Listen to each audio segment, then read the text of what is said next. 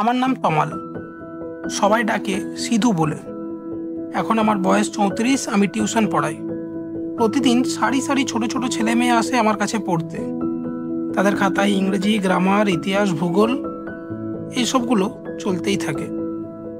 তাদের মুখে প্রশ্ন আর চোখে সেই ছেলেবেলার সরলতা। ওদের দেখে বারবার মনে পড়ে যায় আমার শৈশবের কথা।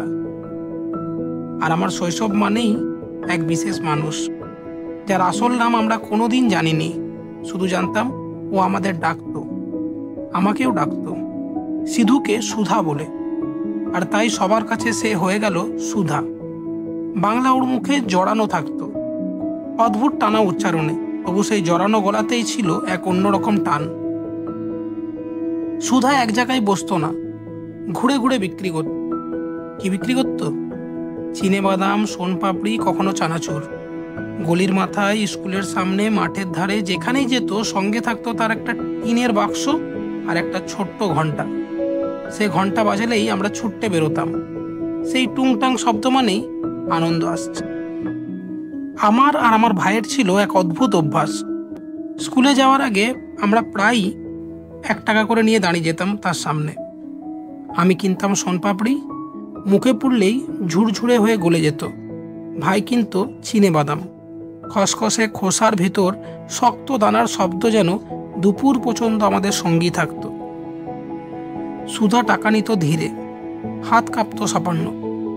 তারপর কাগজে মুড়ে দিত মিষ্টি বা বাদাম, আর ঠোঁটে এক টুকরো করুণ হাসি। ওর চোখে ছিল অব্যক্ত দুঃখ, তবু সেই হাসিটুকুই যেন আমাদের দিনের প্রথম আলো হয়ে উঠত। বছর গড়িয়ে গেল, আমরা বড় হলাম, পড়াশোনার চাপ বাড়লো। সুধার ঘণ্টার ধ্বনি শুনেও এক সময় আর বাইরে ছুটে যাওয়া হতো না। তারপর একদিন হঠাৎ খেয়াল করলাম সেই মানুষটা নেই। কারোর মুখে শুনলাম অসুখে পড়েছিল, কেউ বলল গ্রামে ফিরে গেছে, কিন্তু কোথায় গেল, কি হলো, কেউ জানল না। আজ আমি আর আমার ভাই দুজনেরই সন্তান হয়েছে।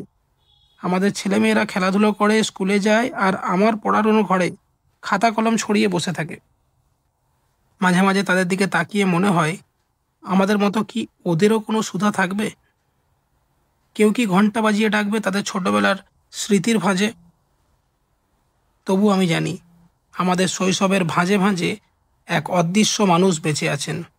আজও কানে বাজে সেই শব্দ, টুনটুন, সুধা আসছে।